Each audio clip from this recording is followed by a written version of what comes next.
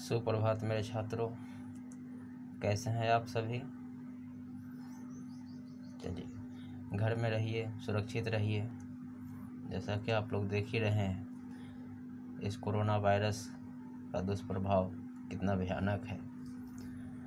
चलिए तो ठीक है, देखते हैं हम लोग आज के इस वीडियो में क्लास 9th के हिंदी व्याकरण में वर्ण का संपूर्ण भाग, मतलब यह जो टॉपिक है वर्ण, यह बहुत लो लेवल से ही हम लोग देखते आ रहे हैं, मगर क्लास 9th में इस वीडियो को बनाने के पीछे क्या उद्देश्य है ये पहले मैं बता दूं, क्योंकि कल मैंने बताया था इसके प्रीवियस क्लास में कि व्याकरण में आने वाले कुछ बहुत महत्वपूर्ण परिभाषा, जिसमें हम लोगों ने वर्ण देखा, संधि देखा, समास देखा, उपसर्ग देखा, प्रत्यय देखा, जिसमें संधि और समास, उपसर्ग, इन सभी का वीडियो बना चुका हूँ।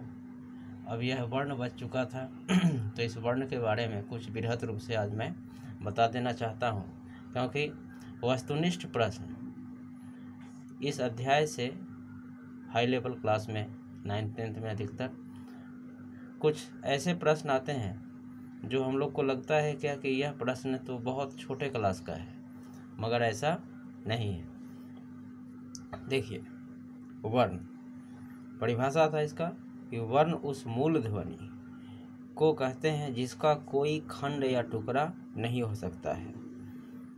देखिए, रटना आसान है, रटने से ज़्यादा समझदारी इसी में है कि आप हर एक शब्द को, हर एक वाक्य को, हर एक परिभाषा को भली भांति समझ लीजिए। ठीक है, देखिए, वर्ण उस मूल ध्वनि, मूल का अर्थ क्या होता है? जड़। मूल ध्वनि को कहते हैं जिसका कोई खंड या टुकड़ा नहीं हो सकता है, जैसे क, च, ट और ई। देखिए, क, च, ट के नीचे हम जो यह चिन्ह प्रयोग किए हैं, इसका क्या नाम है? इसका नाम है हलंत। इसका नाम है हलंत। यह किसी भी वर्ण को आधा करता है।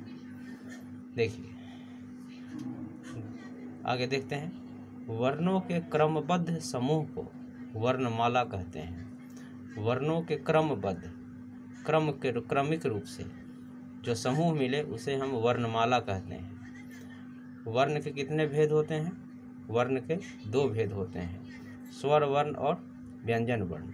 हम लोगों ने संधि में देखा था कि 2 या 2 से अधिक वर्णों के मिलने से जो विकार उत्पन्न होता है उसे संधि कहते हैं। वहाँ जो वह 2 या 2 से अधिक वर्ण है वह यही स्वर वर्ण और व्यंजन वर्ण है। देखिए, स्वर वर्ण जिस वर्ण का उच्चारण स्वतः, खुद ब खुद, अपने आप होता है उसे स्वर वर्ण कहते हैं। जैसे अ, आ, ई, बड़ी ई, उ, बड़ी उ, री, ए, ओ, और औ। ठीक है, जब किसी छोटे से बच्चे का जन्म होता है तो वह स्वर वर्ण का उच्चारण स्वयं करता है, आ करने लगता है वो, मतलब कि उसको स्वर वर्ण सिखाना नहीं पड़ता है। लेकिन जब क का उच्चारण उसको सिखाना पड़ता है, क, तब वह क करता है। देखिए, स्वर वर्णों का उच्चारण बिना रुके लगातार होता है, बिना रुके हुए लगातार होता है।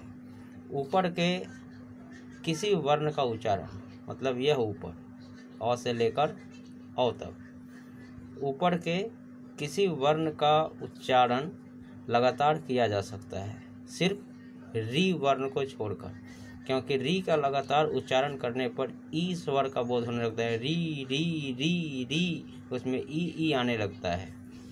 ठीक है, देखिए, उच्चारण में लगने वाले समय के आधार पर स्वर वर्णों को 2 भागों में बांटा गया है। किस आधार पर?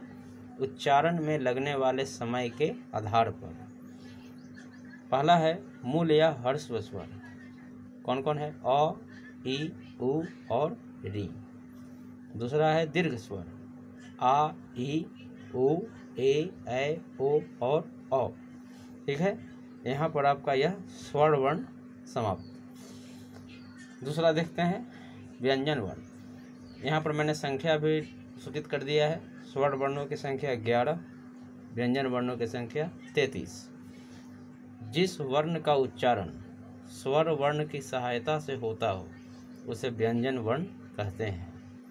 ठीक है। व्यंजन वर्णों का उच्चारण रुक रुक कर होता है।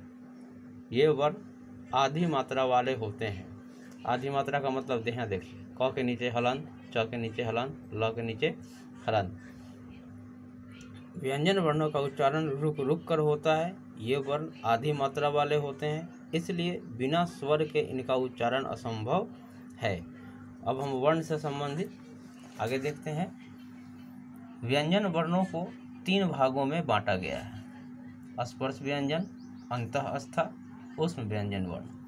अब देखिए स्पर्श व्यंजन। स्पर्श का अर्थ होता है छूना या किसी से संपर्क होकर निकलना। जैसे ये वर्ण विभिन्न वागींद्रियों, वाक जोर इंद्रिय, वागींद्रिय, वाक मतलब बोलना, अर्थात बोलने में सहायता प्रदान करने वाले इंद्रिय कौन कौन होते हैं? कंठ, तालु, मूर्धा, दंत, ओष्ठ से स्पर्श के कारण उच्चारित होते हैं। इसके अंतर्गत निम्नलिखित वर्ण आते हैं: क वर्ग, च वर्ग, ट वर्ग, त वर्ग, प वर्ग। क वर्ग में क से अंग तक, च वर्ग में च से य तक, ट वर्ग में ट से बड़ी न तक, त वर्ग में त से न तक और प वर्ग में प से म तक। कौन सा वर्ण कहेंगे इसे? स्पर्श व्यंजन वर्ण। आगे देखते हैं अंतःस्थ व्यंजन। ये वर्ण स्पर्श एवं ऊष्म के बीच आते हैं। कौन कौन हो गए? य, र, ल और व। ग नंबर में है ऊष्म व्यंजन। ये ऐसे वर्ण हैं जिनके उच्चारण में विशेष घर्षण के कारण मुख से गर्म हवा निकलती है। कौन कौन है? तलाभ्य स, मूर्धन्य स, दंत स और ह।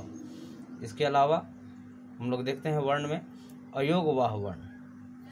अनुस्वार और विसर्ग अयोगवाह वर्ण है।